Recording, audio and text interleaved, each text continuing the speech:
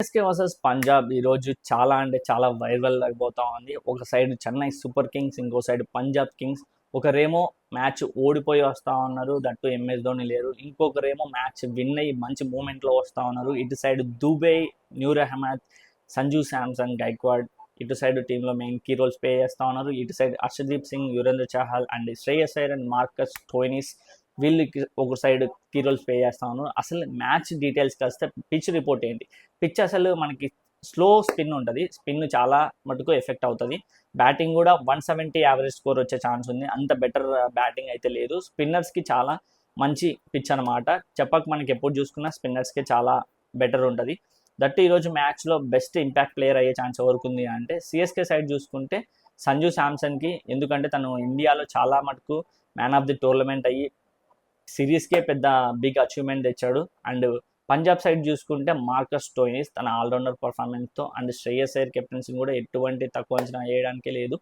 And ఇంకో విషయం మాట్లాడుకుంటే బౌలింగ్ విషయానికి వస్తే న్యూర్ అహ్మద్ స్పిన్నర్తో పంజాబ్ కింగ్స్ బ్యాటింగ్ని కట్టడి చేస్తాడా లేదు. ఇటు side Punjab side Yuzvendra Chahal highest wicket taker ఐపీఎల్లో, 200+ వికెట్స్ ఉన్నాయి. తను ఏ మటుకు స్పిన్నింగ్ వేసి బౌలింగ్ వేసి సిఎస్కే వాళ్ళని అవుట్ చేస్తాడని చూద్దాం. బట్ ఈ రోజున్న కండిషన్ వరకు చూసుకుంటే చెపక్ స్టేడియంలో మ్యాచ్ జరుగుతూ ఉంది కాబట్టి విన్నింగ్ పర్సంటేజ్ చూసుకుంటే 60% సిఎస్కేకి విన్ అయ్యే ఛాన్స్ ఉంది అండ్ 40% పంజాబ్కి ఛాన్స్ ఉంది.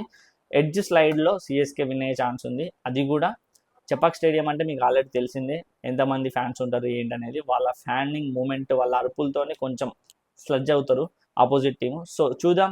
ఈరోజు నేను అనుకున్న ప్రకారంగా మనం ఇప్పటికీ ఢిల్లీ మ్యాచ్ గెలుస్తుందన్నాం, గెలిచింది. అండ్ ఎస్ఆర్హెచ్ గెలుస్తుందన్నాం, గెలిచింది. ఈ రోజు కూడా పంజాబ్ వర్సెస్ సిఎస్కేలో సిఎస్కే గెలిచే ఛాన్స్ ఉంది, అది వితౌట్ ధోని. అండ్ ధోని బ్రావిస్ గురించి మాట్లాడుకుంటే ధోని ఫస్ట్ 5-6 మ్యాచెస్ ఆడరు. ఎందుకంటే తనకి ఇంకా ఆ స్ట్రెయిన్ ఇంజురీ అనేది తగ్గలేదు అండ్ ఫిట్నెస్ సరిగ్గా లేదని చెప్పేసి, అంటే మ్యాచ్లకి ఆ ఇంజురీ వల్ల ఫిట్నెస్ లేదు.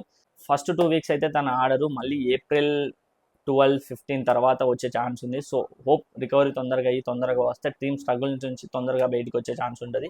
ఇటు సైడ్ బ్రావిస్ చూసుకుంటే తను కూడా ఇంజురీస్ వల్ల కొంచెం బయట ఉన్నాడు. లాస్ట్ మ్యాచ్ ఆడలేదు. ఈరోజు నెట్ ప్రాక్టీస్ అయితే చేశాడు. పంజాబ్ మ్యాచ్ ఆడడా అంటే మోస్ట్లీ ఆడట్లేదు. ఎందుకంటే తనకి ఫుల్ మ్యాచ్ ఆడేంత స్టిల్ రికవరీ అయితే అవ్వలేదు. నెట్ వరకు ఓకే. ఫస్ట్ 2-3 మ్యాచెస్ బ్రావిస్ కూడా ఆడాడు. సో నెక్స్ట్ ఫర్దర్గా చూసుకుంటే బ్రావిస్ కూడా ఎంటర్ అవుతాడు అండ్ ఎంఎస్ ధోని కూడా ఎంటర్ అవుతారు. సో హోప్ చూద్దాం.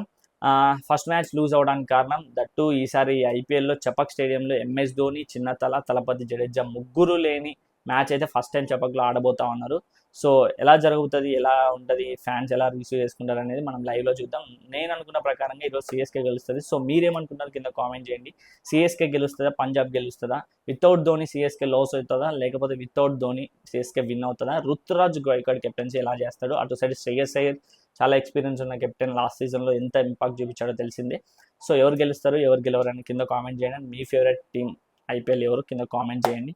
అండ్ ఇంతవరకు వీడియో చూసినందుకు అండ్ మరిన్ని ఐపీఎల్ అప్డేట్స్ కోసం మన ఛానల్ సబ్స్క్రైబ్ చేసుకొని మోక్షిత్ రివ్యూస్ అనే పేజ్ని అండ్ మిస్టర్ పండు ఆఫీషియల్ అనే ఇన్స్టాగ్రామ్ ఛానల్ని కూడా సబ్స్క్రైబ్ చేసుకొని బెల్ ఐకాన్ ఆన్లో పెట్టుకోండి. And thank you for watching this video. Take care, bye.